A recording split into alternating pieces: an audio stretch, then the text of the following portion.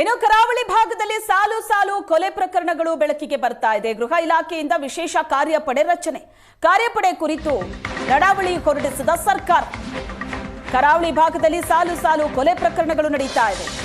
ಗೃಹ ಇಲಾಖೆ ವಿಶೇಷ ಕಾರ್ಯಪಡೆಯನ್ನ ರಚನೆ ಮಾಡಿದೆ. ಆಂಟಿ ನಕ್ಸಲ್ ಫೋರ್ಸ್ 3 ವರ್ಷ ವಿಸ್ತರಣೆ.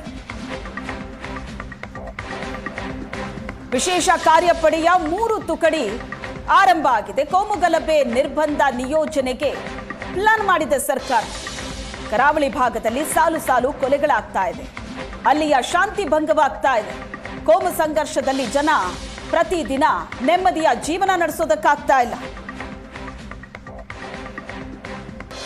ಒಂದು ಕೊಲೆ ನಡೆದ್ರೆ ಅದಕ್ಕೆ ಪ್ರತಿಕಾರವಾಗಿ ಮತ್ತೊಂದು ಕೊಲೆ ಅಂತ, ಮತ್ತೊಂದು ಹಲ್ಲೆ ಅಂತ ಸಾಲು ಸಾಲಾಗಿ ನಡೀತಲೇ ಇದೆ.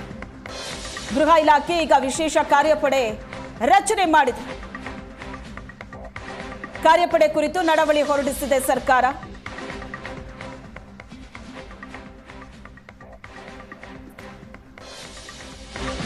ಸುಹಾಸ್ ಕೊಲೆಯ ನಂತರ ಭರತ್ ಮನೆಯಲ್ಲಿ ಸಭೆ. ಶಾನೆಟ್ ಸುವರ್ಣ ನ್ಯೂಸ್ಗೆ ಎಸ್ಡಿಪಿಐ ಜಿಲ್ಲಾಧ್ಯಕ್ಷ ಅನ್ವರ್ ಈ ಬಗ್ಗೆ ಹೇಳಿಕೆ ಕೊಟ್ಟಿದ್ದಾರೆ. ಭರತ್ ಮನೆಯಲ್ಲಿ ಮಾರಕಾಸ್ತ್ರದ ಬಗ್ಗೆ ಮಾಹಿತಿ ಇತ್ತು. ಪೊಲೀಸರಿಗೆ ಮಾಹಿತಿ ನೀಡಿದ್ರೂ ಕೂಡ ಕ್ರಮ ತಗೊಂಡಿಲ್ಲ. ಮತ್ತೊಂದು ಕೊಲೆ ಬಗ್ಗೆ ಮಾಹಿತಿಯನ್ನ ಕೊಟ್ಟಿದ್ವಿ. ಮಾಹಿತಿ ಕೊಟ್ಟರೂ ಕೂಡ ಪೊಲೀಸರು ನಿರ್ಲಕ್ಷ್ಯ ಮಾಡಿದ್ರು. ರೆಹಮಾನ್ ಹತ್ಯೆಯಲ್ಲಿ ಭರತ್ ಕುಂಡೇಲು ಕೈವಾಡ. ಭರತ್ ಬಂಧನವಾಗದಿದ್ರೆ ಬೃಹತ್ ಹೋರಾಟ ಮಾಡ್ತೀವಿ ಅಂತ ಏಷ್ಯಾನೆಟ್ ಸುವರ್ಣ ನ್ಯೂಸ್ಗೆ ಎಸ್ಡಿಪಿಐ ಜಿಲ್ಲಾಧ್ಯಕ್ಷ ಅನ್ವರ್ ಹೇಳಿಕೆ ಕೊಟ್ಟಿದ್ದಾರೆ.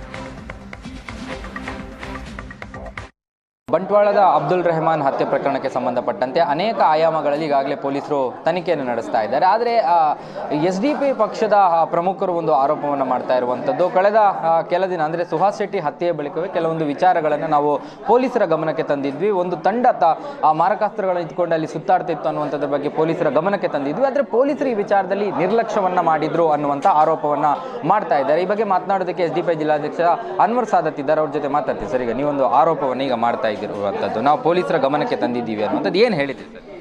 ಅಂದರೆ ಈ ಭರತ್ ಕುಂಟೇಲ್ ಒಂದು ತಂಡ ಕಟ್ಟಿಕೊಂಡು ಕಳೆದ ಕೆಲವು ದಿವಸಗಳಿಂದ ಸಕ್ರಿಯವಾಗಿ ಈ ಒಂದು ಏನು ಹತ್ಯೆ ಮಾಡಲಿಕ್ಕೆ ಬೇಕಾದಂತಹ ಕೆಲಸಗಳನ್ನು ಮಾಡ್ತಾ ಇದ್ದಾರೆ.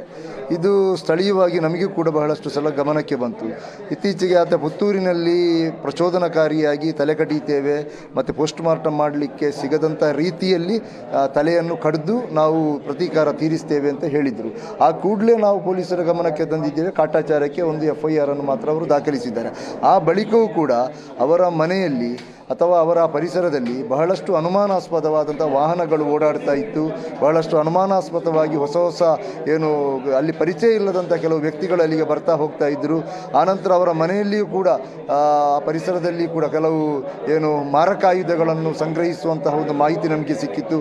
ಈ ಬಗ್ಗೆ ಬಹಳ ಸ್ಪಷ್ಟವಾಗಿ ಇಲ್ಲಿನ ಪೊಲೀಸ್ ಅಧಿಕಾರಿಗಳಿಗೆ ಈ ಬಗ್ಗೆ ನಾವು ನಿರ್ದೇಶನ ಕೊಟ್ಟಿದೆ. ನೀವು ಎಲ್ಲೇ ಹೋಗಿ ಹುಡುಕೋದು ಬೇಡ, ಅವರ ಮನೆಗೆ ದಾಳಿ ಮಾಡಿ ಅಥವಾ ಅವರ ಅನುಯಾಯಿಗಳು, ಅವರ ಚೇಲಾಗಳಿದ್ದಾರೆ, ಅವರ ಮನೆಗಳಿಗೆ ದಾಳಿ ಮಾಡಿ, ತುಂಬ ಕ್ರಿಮಿನಲ್ ಚಟುವಟಿಕೆಗಳಲ್ಲಿರುವಂತಹ ವ್ಯಕ್ತಿಗಳು ಅವರ ಮನೆಗಳಿಗೆ ದಾಳಿ ಮಾಡಿ, ಅವರ ಮನೆಗಳಲ್ಲಿ ನಿಮಗೆ ಬೇಕಾದಂತಹ ಏನು ಸ್ಕೆಚ್ ಮಾಡಿದಂಥ ಸ್ಕೆಚ್ಗಳು, ಅದೇ ರೀತಿ ಆಯುಧಗಳು ಸಿಗ್ತದೆ ಅಂತ ನಾವು ಹೇಳಿದ್ದೆವು. ಆದರೆ ಪೊಲೀಸ್ ಇಲಾಖೆ ಇಷ್ಟುವರೆಗೆ ಆ ದಾಳಿಯನ್ನು ಮಾಡಲಿಲ್ಲ. ಆದ ಕಾರಣ ಇವತ್ತು ಅದೇ ಏನು ತಂಡದ ವ್ಯಕ್ತಿಗಳಾಗಿದ್ದಾರೆ, ಯಾರು ನಾವು ಹೇಳಿದ್ದೇವೆ ಪರ್ಟಿಕ್ಯುಲರ್ ಆಗಿ ಅವರೇ ಹೋಗಿ ಆಗಿರ್ತಾರೆ. ಇವತ್ತು ಅಮಾಯಕ ಮುಸ್ಲಿಂ ಯುವಕನನ್ನು ಏನು ಅಬ್ದುಲ್ ರೆಹಮಾನ್ ಅಂತ ಹೇಳುವಂಥ ಒಬ್ಬ ನಿರಪರಾಧಿ ಯುವಕನನ್ನು ಬಹಳ ಅಮಾನುಷವಾಗಿ ಮತ್ತು ಬರ್ಬರವಾಗಿ ಒಂದು ಮನುಷ್ಯತ್ವ ಇಲ್ಲದ ರೀತಿಯಲ್ಲಿ ಹತ್ಯೆ ಮಾಡಲಿಕ್ಕೆ ಸಾಧ್ಯವಾದಂಥದ್ದು.